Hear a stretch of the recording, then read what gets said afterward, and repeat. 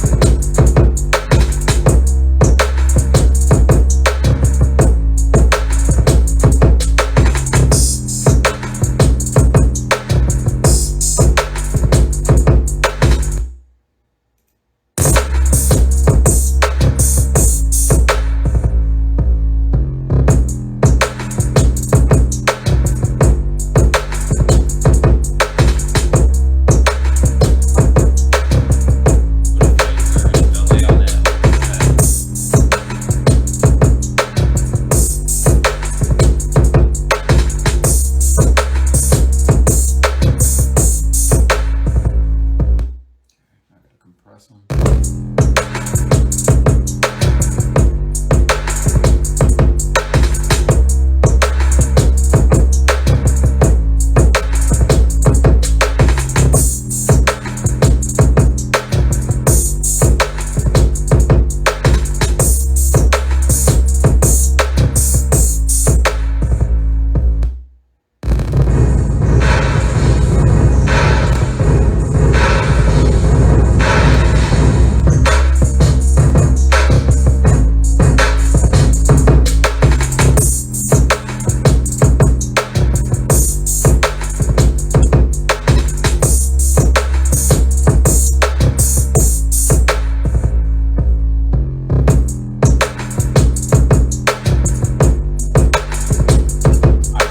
Point out another video asking me what I was doing. So what I did was what percent did I put this on? 9.6. So I use like bus channels for my instruments and for my drums separately, and then so like I'll take all the drums, mix them individually, then route all of those channels to one channel so that I can do a couple of things together. Because you get the drums from like different kits and stuff or whatever, and they're different samples and shit. But you, at the end of the day, what you're trying to emulate is a drum set player, and so the drum set, all the drums gonna be right there in the same place. You do a couple of things to kind of like gel them together. So I'll normally I'll put a compressor on that channel, and then what I'm also doing is I'm putting a reverb on it and using FabFilter Pro R. And so what I'll normally do is similar to like an auxiliary send reverb, where it's just a small percentage, like on the mix or the wet setting, depending on what plugin you use. Because it's more like it's not so much that you hear it; it's more like I don't want to say atmospheric, but like you're basically placing all your all that stuff on that channel in like an environment. So you don't need a lot, but you're trying to get it to all sound like it's like coming from the same place, if that makes sense. Like the same drum set players playing this, even though they're all samples and electronic stuff. So I'll normally do that and then turn it down to like 2 or 3% because you don't need a lot on that. And the same thing with the instruments. When you add like an ambient reverb or whatever on that, you don't just a little.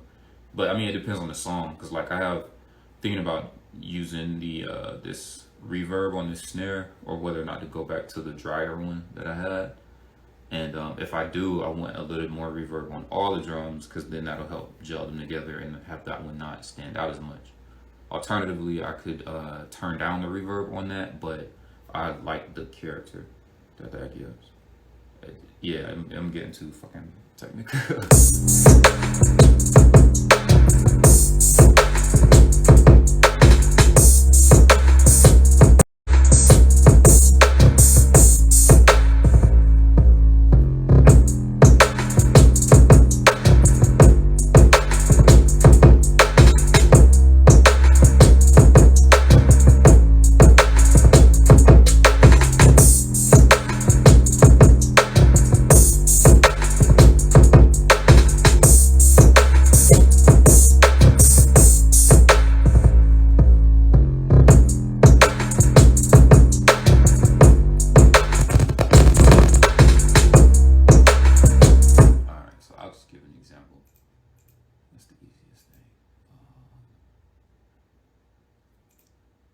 I don't know if you'll be because it's really subtle, like it's subtle differences. So this is just the drums, no bass, no 808. I mean I mixed them so they have like reverb and stuff on their channels, but this is just the bus with nothing on it.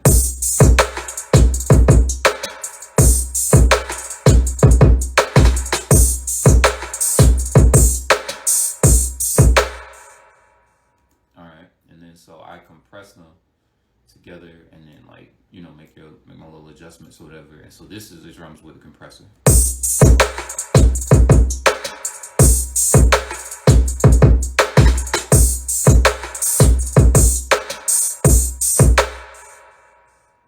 So I mean I don't know if you can hear it if the phone picks it up, but they kind of gel a little bit better.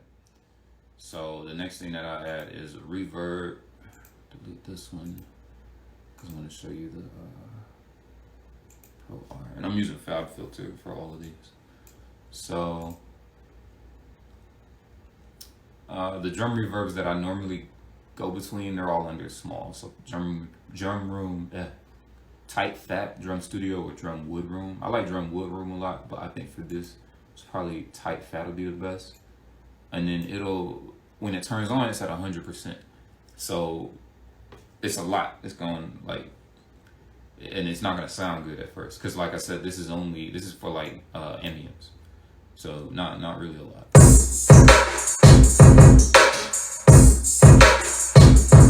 But what I try to do is I try to listen to it at 100%, so I can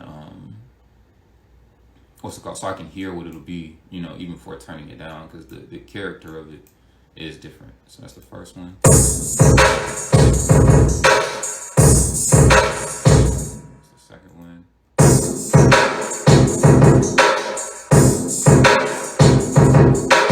Man, wood room sounds really good.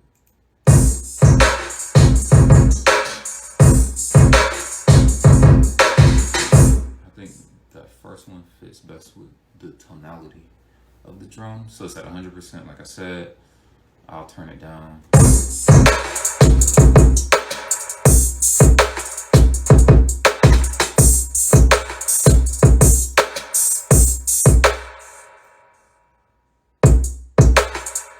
Just under 9.5%, so really not a lot, like just a little bit. So here's the drums without the reverb.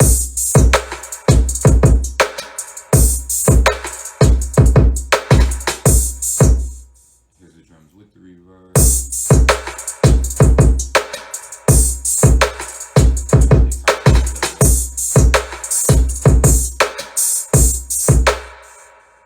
So I have it at 13.5% right now, which is high.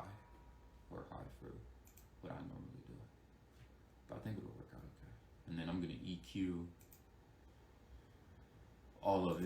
Not nothing crazy, just the drums preset, boosts some frequencies, cut some other ones, gives a little bit more room for the bass line.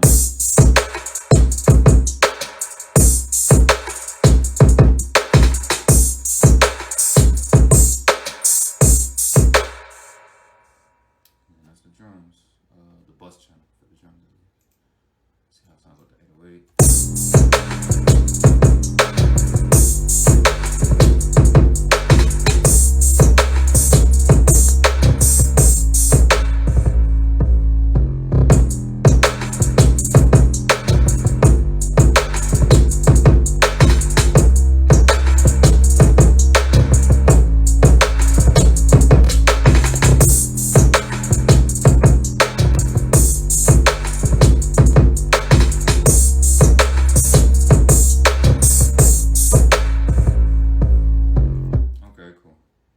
So I use my 808 as kind of like the I don't want to say that my dog sleep.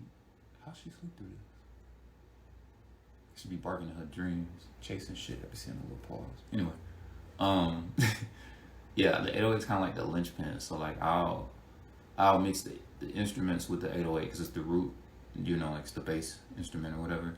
But then I'll also mix the drums off of the 808 initially because you have to create space for that. So I make the 808 sounds fine, so I can take the 808 and now I need to adjust the bus channel for the instruments. And so I mixed all the instruments together individually. All right. Yeah. Or yeah, mix them individually, and then I just need to add probably auxiliary reverb, and I'll do some of the same stuff. I'll compress it, and then let me see. Mix bus. There's like two presets that I normally use for this, and I'm not sure which one sounds better.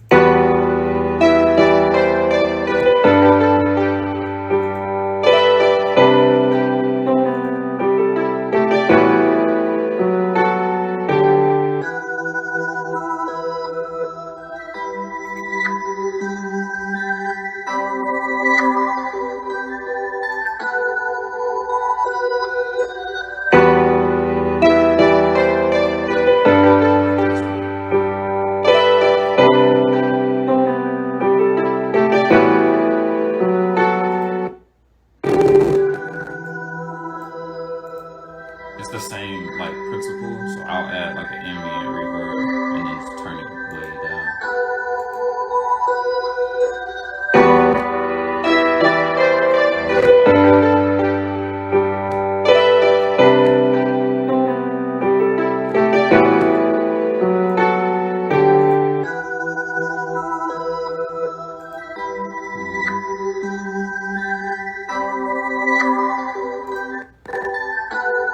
I'm gonna go to EQ and I'm gonna do a high pass filter at probably around 100 hertz to make a little bit room for the 808 because those frequencies, the low frequencies can clash. You have like intonation issues and stuff. Like you just gotta account for that.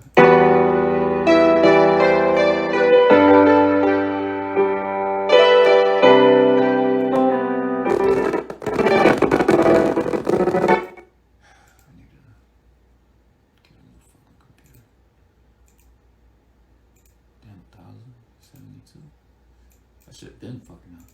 Okay.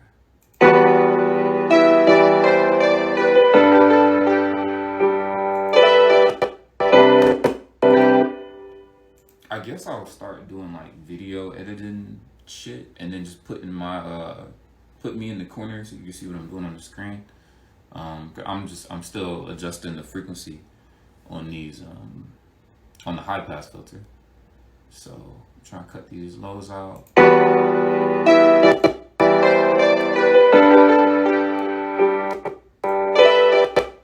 Because a lot of that stuff you don't even need. Like, depending on what the instrument is, you can, I don't want to say they're like trash frequencies, but like you can cut a lot of like unnecessary frequencies and stuff. And it makes the mix much cleaner.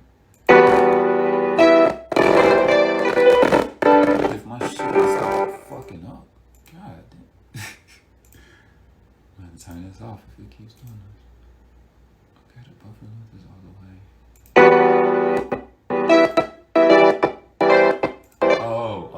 Okay. So I'm gonna settle on about 140 hertz for that.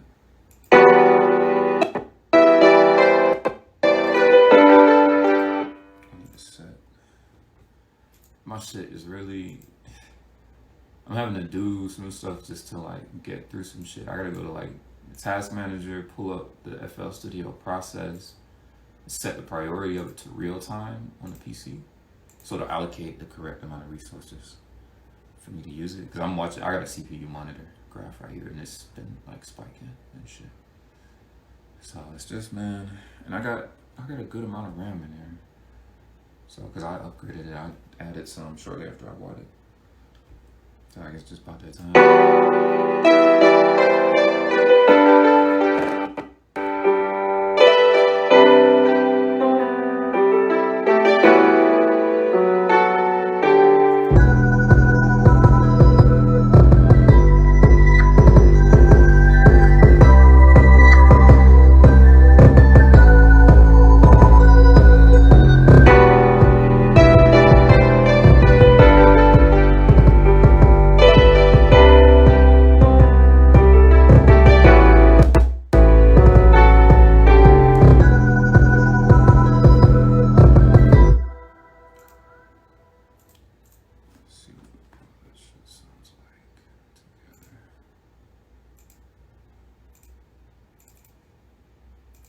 Damn, I get a fan on my computer going.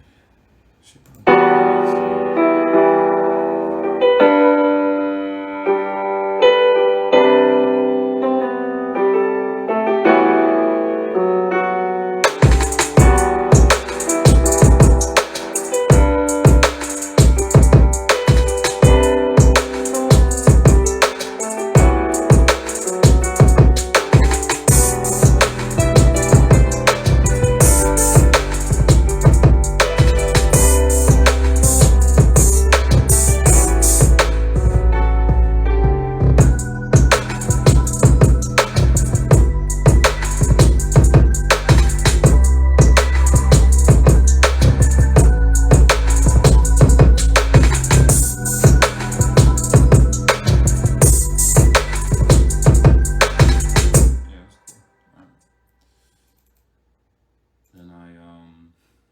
On the master channel, I'll put like I'll compress everything and then put an EQ on it, and this is the drums and this is everything. And you want to put a limiter on there too. But I'd have to explain what a limiter is and what it does and how it adjusts and shapes the waveform, and that's like a whole. I don't know. Like years ago, my homeboy told me I should do like tutorials and shit, and I might just start doing that. Cause I mean, I got hella like notes and oh no. So I'm exporting these. So I need to note the BPM, which is 164, and the key, which looks like it's in E. But if I check the intervals on the 808, I'll know if it's major or minor. So we have G natural in the key, so it's E minor. So 164 BPM, E minor. Master channel effects are on there. And I can export this.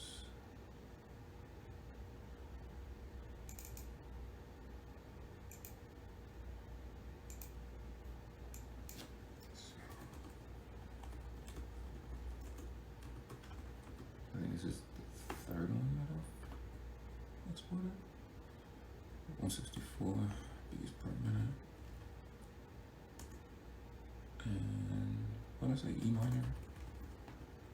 I know 164 BPM sounds like a lot, but for like rap and stuff, the way the programs are designed, you do it at double what the true BPM is. So it's really what, 82, half of 164. It's just in order to do some of like the chops and some of the rolls and stuff, it won't do it at 84 because the note duration is too small. or 82. I'll say not 84. Leave the manual, full, split mixing tracks. Okay. Yeah, so get to the rest of these.